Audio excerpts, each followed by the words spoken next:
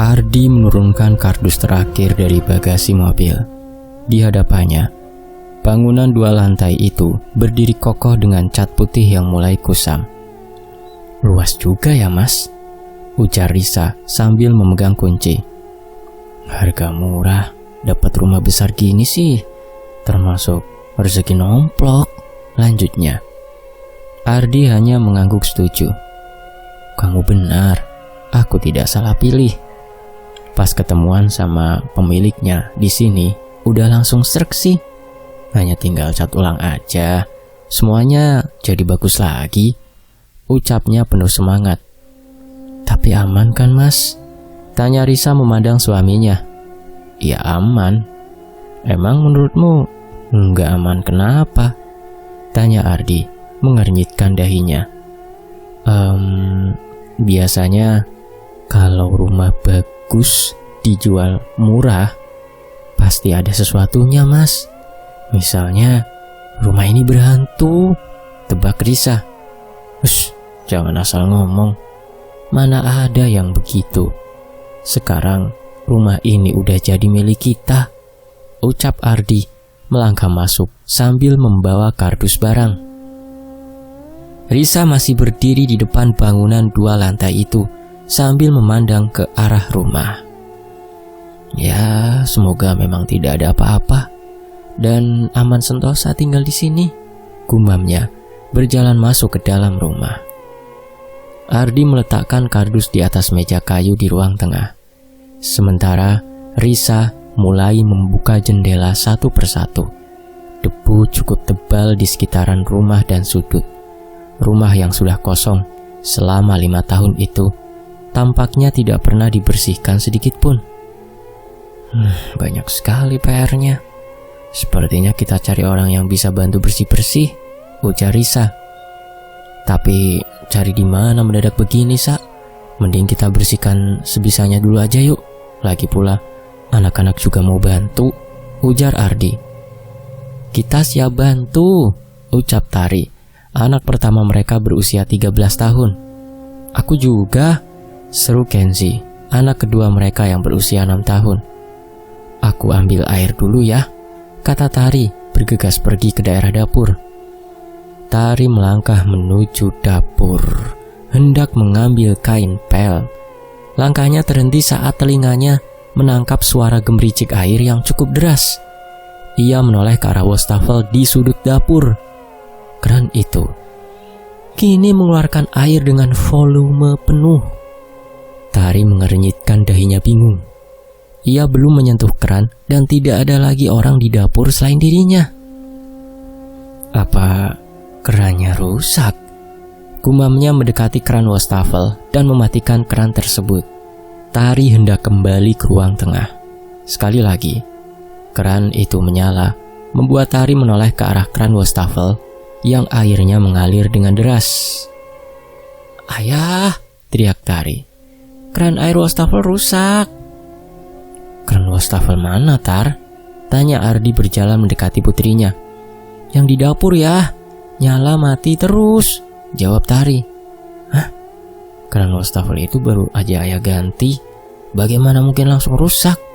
ucap Ardi berjalan ke dapur untuk melihat langsung keadaannya. Sesampainya di dapur, air keran itu sudah mati dan posisi tuas keran ke arah menutup. Ini Tari terkejut bukan main.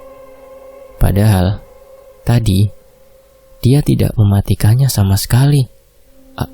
Aku nggak matiin kerannya tadi ya." Ardi memeriksa tuas keran itu, memutarnya ke kiri dan ke kanan. Air mengalir lancar, lalu berhenti sempurna saat ditutup. "Mungkin cuma tekanan udara di pipa. Rumah kosong lama biasanya begitu, Tar," ujarnya menenangkan, meski alisnya bertaut heran.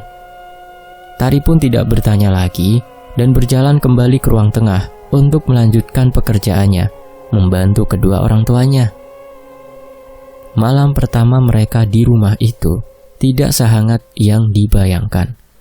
Saat jam menunjukkan pukul 2 pagi, Ardi terbangun oleh suara isak tangis dari kamar sebelah. Ia mendapati Kenzi duduk memeluk lutut di atas ranjangnya sementara Tari berdiri kaku di sudut ruangan. "Kenapa belum tidur?" bisik Ardi pelan. "Kasurnya goyang ya," jawab Kenzi dengan suara gemetar. "Kayak ada yang nendang-nendang dari bawah." Ardi menyalakan lampu kamar, kemudian merunduk ke bawah, melihat ke kolong tempat tidur yang rendah.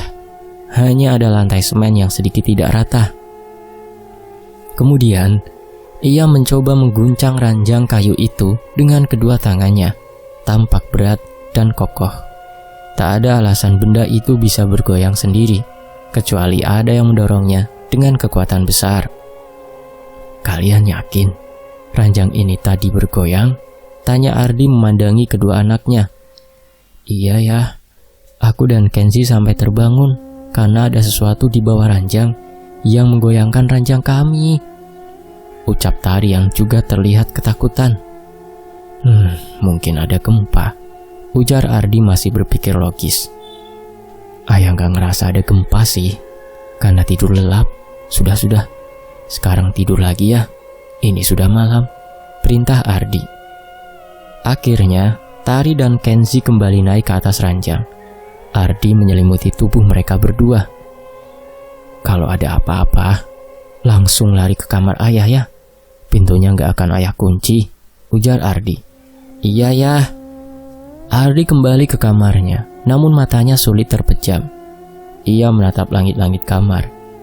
Baru saja ia menarik selimut, suara kriet panjang terdengar dari luar kamar, seolah seseorang tengah menyeret kursi kayu. Ardi menahan nafas, mencoba meyakinkan diri bahwa itu hanya suara tikus di luar rumah. Keesokan sorenya, Ardi baru saja selesai merapikan halaman belakang ketika ia masuk ke ruang tengah. Di sana, ia melihat sosok wanita mengenakan daster kuning sedang berdiri membelakangi pintu, menghadap ke arah dapur. Rambutnya hitam panjang, tampak sedikit kusut. "Riz, tolong ambilkan minum dong, haus banget," panggil Ardi sambil menyeka keringat di dahi dengan punggung tangan. Sosok itu tidak bergeming. Dia masih berdiri memunggungi Ardi dengan posisi yang sama.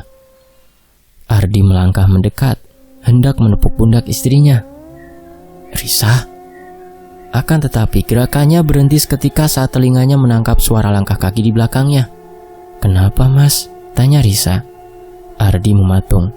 Tangan kanannya masih menggantung di udara, hanya beberapa senti dari bahu wanita berdaster kuning itu. "Mas," ulang Risa. Dahinya berkerut melihat tingkah suaminya yang kaku. Ardi kembali memutar kepalanya ke arah dapur dan kosong. Tidak ada siapapun di sana. "Tadi kamu pakai baju apa pagi tadi, Riz?" tanya Ardi, suaranya tercekat. "Kaos ini mas, memangnya kenapa?" "Wajahmu pucat sekali mas." Risa berjalan mendekati Ardi yang masih membeku di tempatnya. Ardi menggeleng kuat-kuat, mencoba mengusir bayangan wanita tadi. "Bukan apa-apa." Ardi tidak bisa menceritakannya pada Risa. Dia khawatir Risa menjadi ketakutan. "Oh ya, buatkan aku minum dong, haus banget," kata Ardi. "Oh iya, sebentar," jawab Risa segera pergi ke dapur. Ardi mengusap wajahnya kusar sambil berjalan ke kursi. Dia duduk di sana dengan menghela nafas. Mungkin karena ini rumah kosong selama 5 tahun, tidak aneh kalau ada yang menghuninya, pikir Ardi. Risa kembali dengan membawa segelas air. Dia meletakkannya di atas meja. "Minumannya mas." "Makasih ya." Ardi meneguk minuman itu cukup banyak, membuat Risa cukup bingung melihatnya. "Riz, sepertinya kita harus adain syukuran untuk rumah ini," ujar Ardi. "Syukuran?" Risa cukup bingung dengan perubahan rencana Ardi. Padahal sebelumnya, pria itu mengatakan tidak perlu adakan syukuran rumah. Cukup membagikan makanan ke tetangga saja. "Iya, sepertinya kita perlu adain syukuran buat rumah ini," kata Ardi. "Iya, aku sih gak masalah mas. Tapi kan kita belum selesai beresin rumah ini. Ditambah kalau syukuran, kita harus siapin banyak makanan. Kalau masak sendiri, aku nggak sanggup. Kalau catering, kamu tahu sendiri keuangan kita. Tabungan kita ini habis semua buat beli rumah ini, keluh Risa. Ardi hendak menjawab, sampai terdengar suara teriakan dari lantai atas, tepatnya kamar anak-anak mereka. Ardi dan Risa tersentak.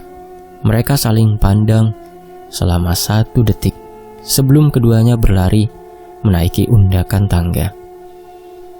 Ardi sampai di pintu kamar lebih dulu, dengan nafasnya yang memburu. Di dalam kamar, Tari berdiri mematung di tengah ruangan. Sementara Kenzi meringkuk di balik kaki kakaknya. Wajah kedua bocah itu pucat pasi. Tari menuju ke arah sudut plafon kamar yang catnya mulai mengelupas. "Kenapa? Ada apa?" tanya Ardi panik sambil memeriksa tubuh kedua anaknya.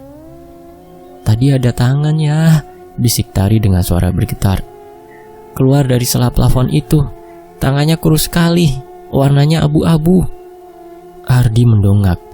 Di sudut plafon itu memang ada celah kecil akibat kayu yang lapuk. Namun sekarang tidak ada apa-apa di sana selain bayangan gelap. "Tidak ada apa-apa di sana," kata Ardi. "Kami melihatnya ya, kami gak bohong," tangis Tari. Risa memeluk Tari dan Kenzi yang ketakutan. "Mungkin kalian salah lihat. Mending sekarang kita turun dan makan ya." Risa coba membujuk kedua anaknya.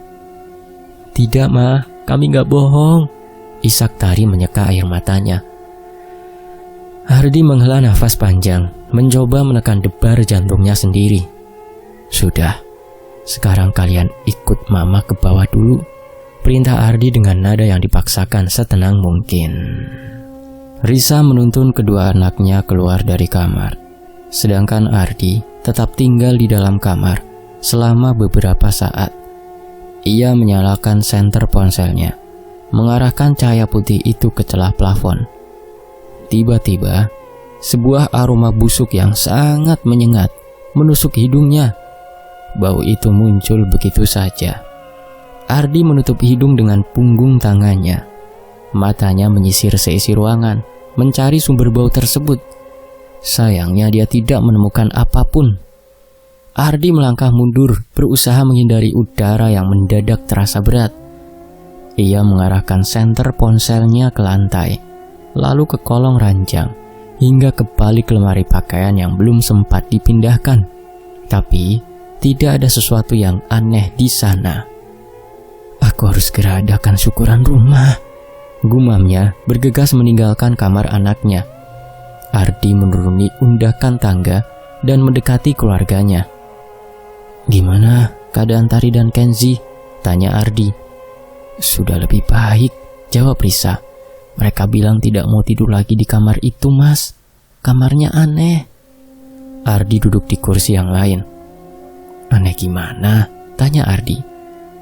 "Saat kami tidur, ranjang kami digoyang-goyangkan seakan ada gempa bumi terus ya. Terus tadi ada tangan yang keluar dari plafon," jelas Tari. "Kami takut banget ya, kami gak mau tidur di sana lagi," lanjutnya. Ardi coba memahami keinginan anaknya. "Ya sudah, kalian boleh tidur dengan Mama di kamar utama. Biar ayah yang tidur di sofa," ujar Ardi. Dia berpikir mungkin sebaiknya seperti ini selama rumah ini belum diadakan syukuran dan pengajian. "Mas, beneran gak akan terjadi apa-apa?" tanya Risa jadi khawatir. "Aman, ini rumah kita sekarang. Kita tidak boleh kalah sama mereka," kata Ardi. Malam itu, Ardi merebahkan tubuhnya di sofa ruang tengah. Lampu utama sengaja ia biarkan menyala. Baru saja ia memejamkan mata, terdengar sebuah suara dari arah dapur. Keran air wastafel terbuka sendiri. Air menderu deras, menghantam bak cuci piring dengan bunyi yang memekakkan telinga. Malam itu, Ardi merebahkan tubuhnya di sofa ruang tengah. Lampu utama sengaja ia biarkan menyala. Baru saja ia memejamkan mata, terdengar sebuah suara dari arah dapur. keran air wastafel terbuka sendiri. Air menderu deras, menghantam bak cuci piring dengan bunyi yang memekakkan telinga. Ardi bangkit, langkahnya berat menuju dapur. Ia mematikan tuas keran itu dengan kasar. "Cukup," geramnya pelan. Namun saat ia berbalik, langkahnya terkunci. Di atas meja makan, piring-piring plastik yang tadi diletakkan Risa mulai bergetar hingga piring-piring itu terlempar ke lantai satu persatu. Ardi mundur hingga punggungnya menabrak dinding. Tiba-tiba, suhu ruangan turun drastis.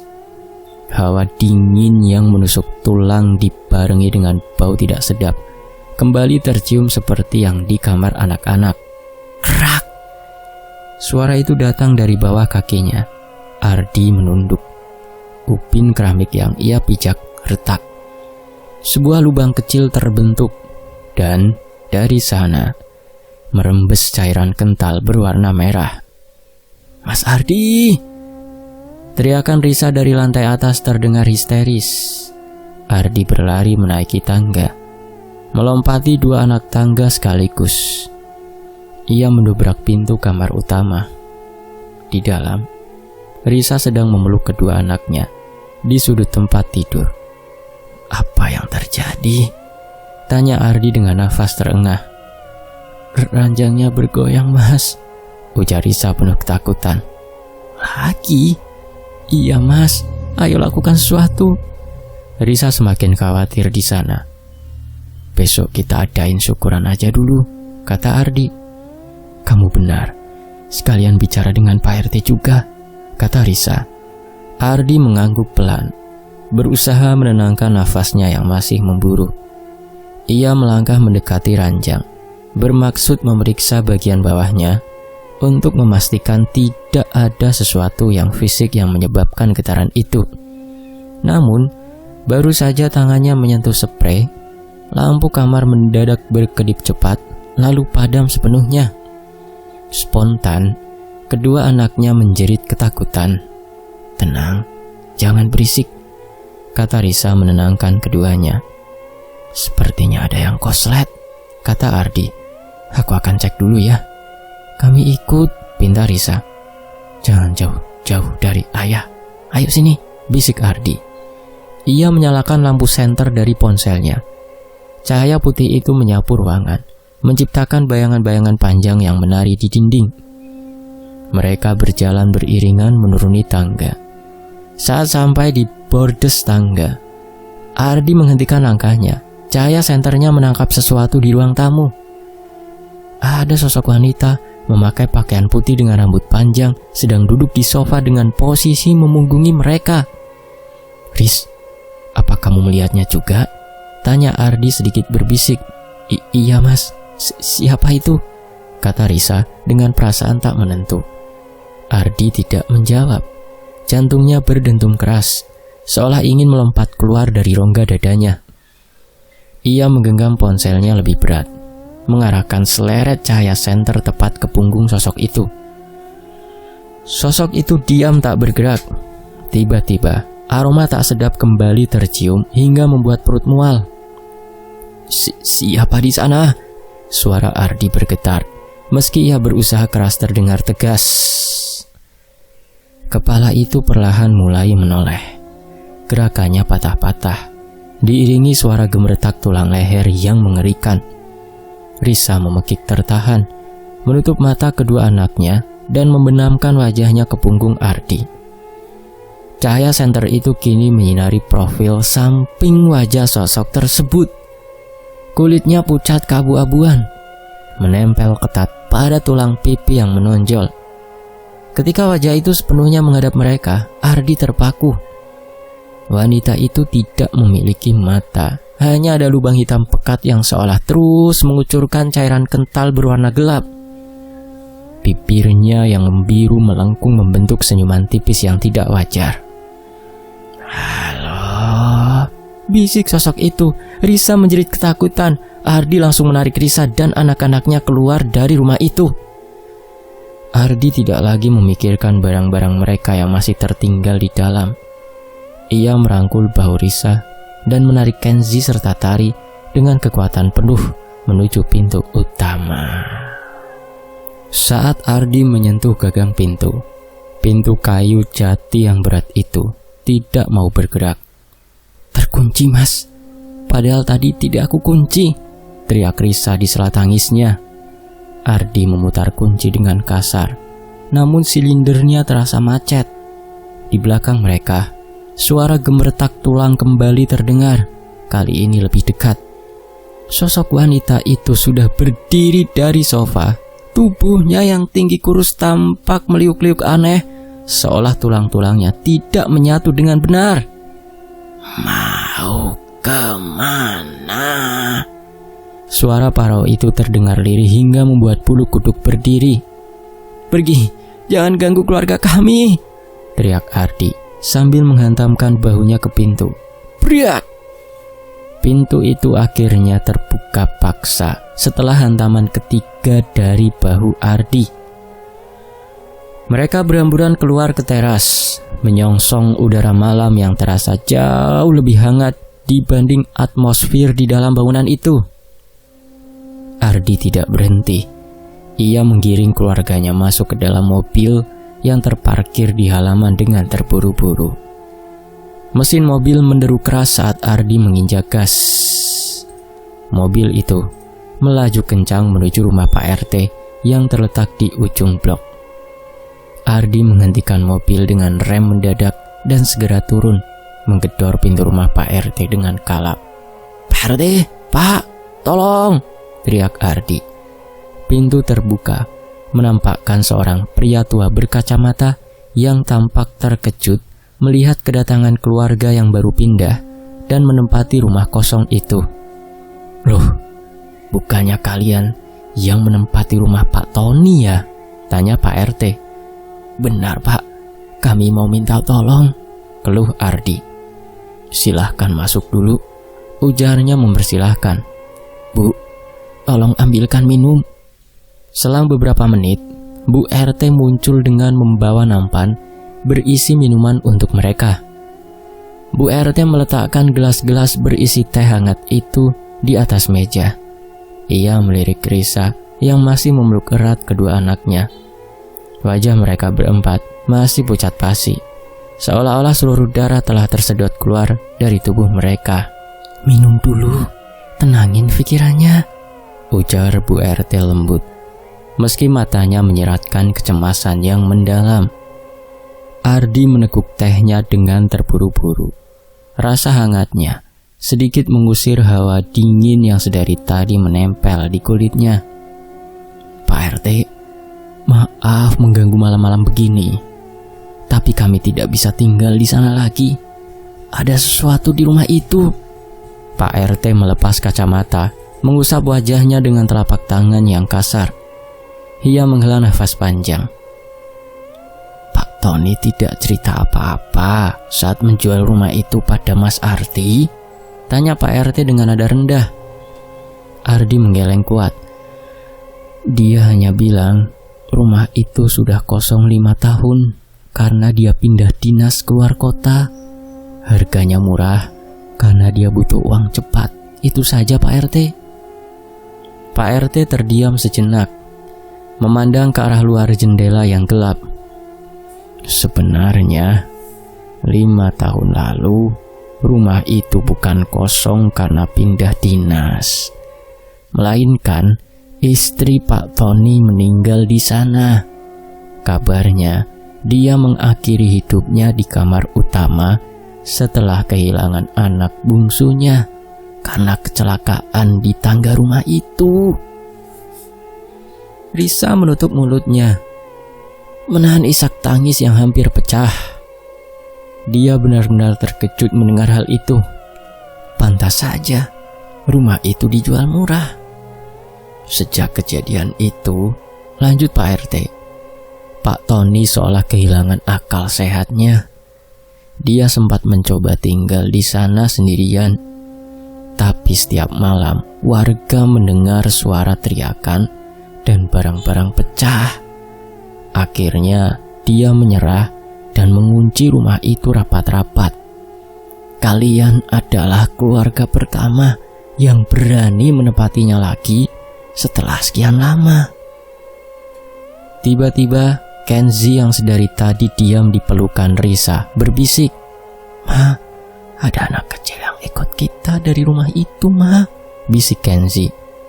Seketika Risa merasa jantungnya berhenti berdetak. Ia mempererat pelukannya pada Kenzi. Sementara Ardi dan Pak RT langsung terdiam kaku. Suasana di ruang tamu yang tadinya sedikit hangat karena teh, mendadak berubah menjadi mencekam. "Kenzi, jangan bicara sembarangan," tegur Ardi dengan suara bergetar, mencoba mempertahankan sisa keberaniannya. Namun, Kenzi tidak mengalihkan pandangannya dari sudut ruangan. "Dia berdiri di sana ya, bajunya kotor, kepalanya berdarah. Dia bilang dia mau main sama aku dan Kak Tari." "Apa mungkin itu anaknya Pak Tony yang jatuh dari tangga?" tanya Bu RT tanpa sadar. "Kami sepertinya tidak bisa menempati rumah itu, Pak. Kami khawatir terus diteror setiap malam," ujar Ardi. "Saya juga sudah coba menghubungi Pak Tony, tapi tidak ada jawaban." "Mungkin sebaiknya kita adakan dulu kegiatan pembersihan rumah itu dengan acara pengajian atau memanggil seorang ustadz." Pak RT mengangguk setuju. Wajahnya terlihat sangat serius. "Iya Mas Ardi, benar kata Bu RT. Besok pagi saya akan panggilkan Ustadz Mansur dari pesantren sebelah. Beliau biasanya membantu warga kalau ada gangguan-gangguan semacam ini." "Tapi malam ini bagaimana, Pak?" Suara Risa bergetar hebat. "Kenzi bilang anak itu ada di sini, di ruangan ini. Kami tidak berani kembali ke sana." Pak RT terdiam sejenak, melirik ke arah sudut ruangan yang ditunjuk Kenzi tadi. Meski ia tidak bisa melihat apa-apa, hawa dingin yang tiba-tiba menusuk tengkuknya cukup menjadi bukti bahwa ucapan bocah itu bukan sekedar imajinasi. "Malam ini kalian menginap di sini saja, di kamar depan," ujar Pak RT akhirnya. "Terima kasih banyak, Pak," sahut Ardi dengan nada lega yang sangat tipis. Meski sudah mendapat izin menginap, ketakutan itu tidak lantas hilang begitu saja. Bu RT segera beranjak untuk menyiapkan kasur tambahan dan bantal di kamar depan. Riza menuntun Kenzi dan Tari. Malam itu, mereka berempat tidur berhimpitan di satu ruangan. Lampu kamar dibiarkan menyala terang benderang atas permintaan Tari yang terus-menerus gemetar. Ardi sendiri memilih berbaring paling dekat dengan pintu, berjaga-jaga jika ada sesuatu yang mencoba masuk. Keesokan paginya, matahari bersinar cerah, namun wajah keluarga Ardi tetap kusam. Pak RT sudah berdiri di teras bersama seorang pria paruh baya, mengenakan baju koko putih dan peci. Beliau adalah Ustadz Mansur. "Mas Ardi, ini Ustadz Mansur," kata Pak RT. Ustadz Mansur memandang Ardi dengan tatapan yang menyejukkan namun dalam. "Saya sudah mendengar ceritanya dari Pak RT. Rumah itu memang sudah terlalu lama dibiarkan menyimpan kesedihan yang mendalam. Kesedihan yang berubah menjadi energi negatif. Apa bisa dibersihkan, Ustadz?" tanya Ardi penuh harap. Ustadz Mansur mengangguk pelan. "Insya Allah kita berikhtiar. Tapi saya butuh Mas Ardi ikut ke sana. Ada sesuatu yang tertinggal atau mungkin sengaja ditanam di sana yang membuat mereka tidak mau pergi." Ardi menelan ludah. Kembali ke rumah itu adalah hal terakhir yang ingin ia lakukan.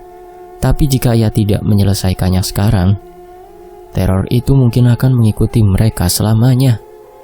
"Baik Ustadz, saya ikut," jawab Ardi mantap. Ardi berpamitan dengan Risa yang masih tampak sangat cemas. Ia menggenggam tangan istrinya sejenak, memberikan kekuatan yang sebenarnya ia sendiri pun hampir kehabisan. Bersama Ustadz Mansur dan Pak RT, Ardi berjalan kaki menuju rumah barunya yang hanya berjarak beberapa ratus meter itu. Ketika kaki Ardi menginjak teras, udara dingin yang tidak wajar kembali menyergap. Ustadz Mansur menghentikan langkahnya tepat di depan pintu utama. Beliau memejamkan mata sejenak. Mulutnya komat kamit melafalkan doa-doa pelindung.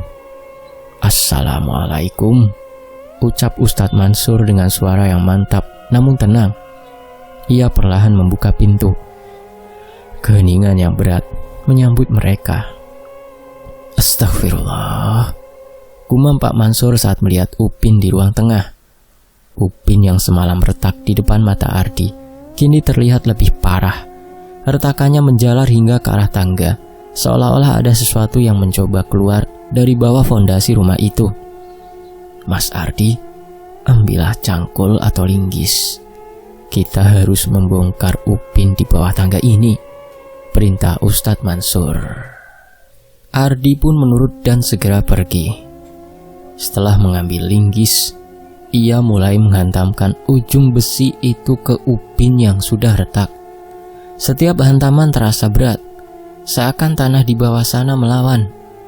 Setelah ubin pecah dan tanah digali sedalam 30 cm, linggis Ardi membentur sesuatu yang keras namun bukan batu. Ia pun menggunakan tangannya untuk menyisihkan tanah yang lembab. Sebuah kotak kayu kecil yang sudah lapuk muncul ke permukaan.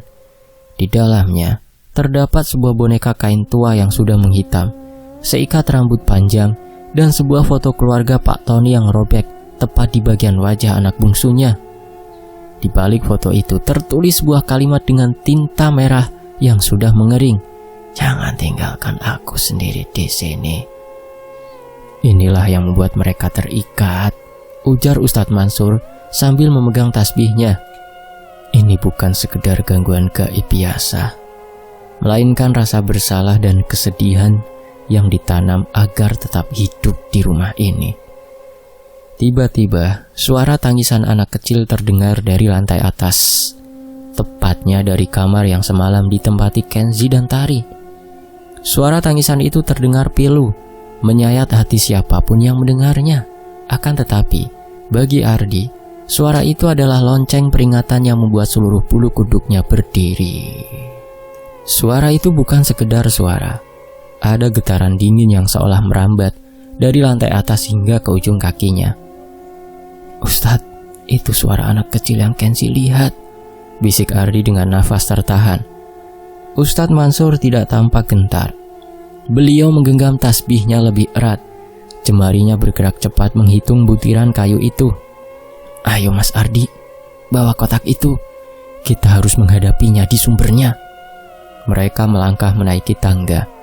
Sesampainya di depan pintu kamar anak-anak, tangisan itu mendadak berhenti. Ustadz Mansur mendorong pintu kamar perlahan. Di dalam, pemandangannya sungguh di luar nalar. Plafon di sudut ruangan yang kemarin dilihat Kenzi kini telah jebol sepenuhnya.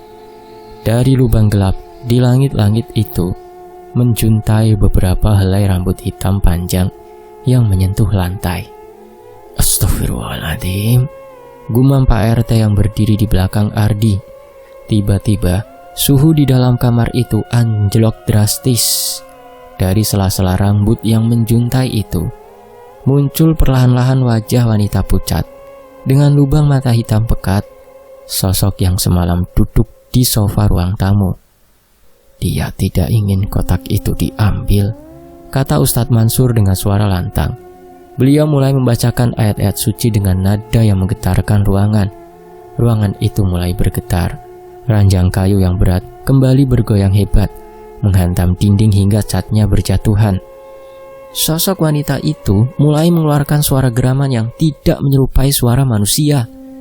Sementara dari balik lubang plafon muncul tangan-tangan mungil yang pucat, seolah berusaha meraih kotak kayu di tangan Ardi. "Jangan lepaskan kotaknya Mas Ardi, teruslah berzikir," seru Ustadz Mansur di sela bacaannya. Ardi memejamkan mata, memeluk kotak kayu itu erat-erat sambil mengikuti zikir sang ustadz. Ia merasakan tarikan yang sangat kuat pada kotak tersebut, seolah ada tangan tak kasat mata yang mencoba merebutnya kembali. Tiba-tiba terdengar suara teriakan melengking dari sosok wanita itu bersamaan dengan suara dentuman keras di langit-langit. Rambut yang menjuntai itu tersedak masuk kembali ke dalam plafon, dan sosok wanita itu menghilang tertelan kegelapan lubang tersebut.